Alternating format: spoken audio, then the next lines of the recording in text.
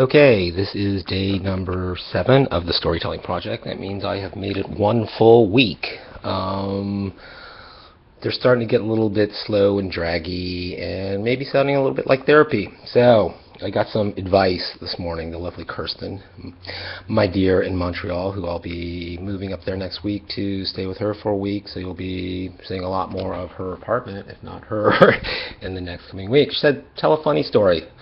You have it in you. Why aren't you telling funny stories? This shouldn't be, so heartfelt. And I said, well, this is for me and not for an audience. Even though I'm practicing for an audience, I'm not really with an audience quite yet.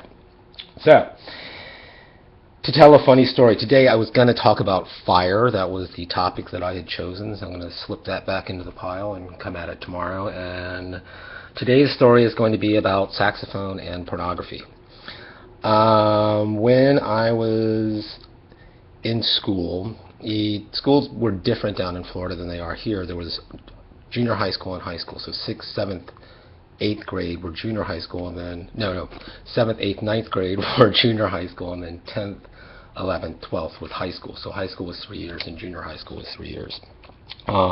During junior high school years, I started playing woodwind instruments. I started on the saxophone, and then I went to the clarinet, and I played tenor sax, baritone sax, soprano sax, and eventually by the time I was in 9th grade, I was playing in a clarinet choir.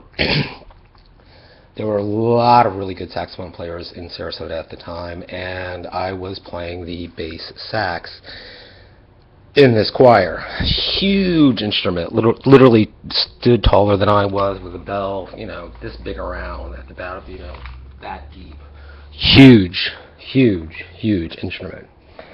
I played it in 9th grade in the saxophone choir, and then in 10th grade when I went to high school, I moved up to the tenor saxophone in that choir, but I continued to play the bass saxophone in a woodwind quartet for a while.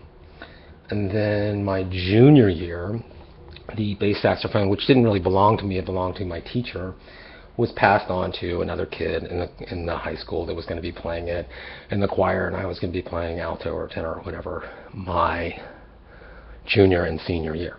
So I had the bass saxophone at my house from sometime in 9th grade to sometime in middle 11th grade. And the story of handing it over is one that sticks clearly in my mind. I had been out camping on Midnight Pass overnight one Friday night, and we had choir rehearsal, saxophone choir rehearsal the next day on Saturday morning. I remember that camping trip, just blowing fire over this big campfire with really high-proof alcohol, something I would never do now, but I remember it was one of those first introductions to really getting into fire, but I said I was pinning fire up for tomorrow. So let's go back to the saxophone for just a second. When I was a kid, finding pornography was not an easy thing.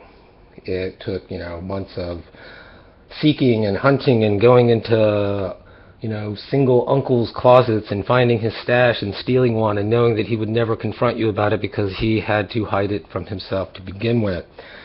I remember I had an uncle that rented a lake house, and one of the lake houses they rented in the center of the state of Florida one summer was just loaded with pornography. I mean, the interesting thing was no one ever really talked about it. It was there. It was laying around on every surface from the person who actually owned the place, but we just pretended like it was just, happy family cottage. That trip scored me a lot of pornography. I believe I stole some from a cousin once, too, when I was in 10th grade. Now, the problem with having pornography back then was, where do you store the pornography? Under the bed, in a drawer, up on a shelf. I mean, my mom was a nosy person and was really good at, going through my stuff and finding what she wanted to find when I wasn't home. So I had to be very sleuthy with where I hid this stash of porn. So in the time that I had the bass saxophone, from 9th grade to 11th grade, the collection began to grow. And what I began to do was roll up the magazines, stuff them in the bell of the saxophone, put the big case sheet over it, and store it behind my door in the bedroom. My mother would never think to look inside the bell of the bass saxophone for a pornography collection. Over the years, the collection grew in the ways that I just described. So, 11th grade, I've got a pretty nice stash. Now, the thing that was most embarrassing for me at that time was not only did I have a collection of pornography, but half of it was girl porn and half of it was boy porn. And that's the point that I didn't want anyone to know, because back then that wasn't just cool. So, the day of the camping trip, the day that I was supposed to come back, we lived on McIntosh Road, and just up the street from where we lived was the church where we rehearsed this saxophone choir. I was supposed to be back home, let's say, by 9 o'clock that morning, and it was probably 8:50.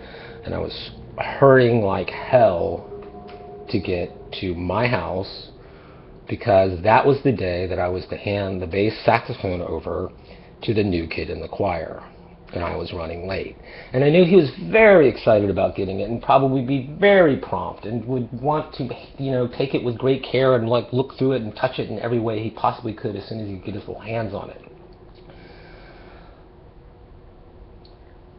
The very saxophone that had my pornography collection in it. So, I'm driving my VW Bug back from the beach, trying to get home, and then I turn the corner and I drive by the church, and I see him standing there in the lot, just leaning on the saxophone, looking smiling, proud. He saw me and waved. I didn't have the saxophone that I was playing in the choir then, so I had to continue down the street, go home, pick up my saxophone, come back, and then be there for rehearsal. So I get to my house. My mother's like, well, you're certainly late, and blah, blah, blah. I know, Mom, I'm running late. I feel really bad. I need to get my saxophone and go. I said, did he come by and pick up the bass saxophone? And she said, yes. And I said, okay. And I left. And I went to rehearsal. And the kid was very happy to have the new bass saxophone. And nothing was ever said of the pornography.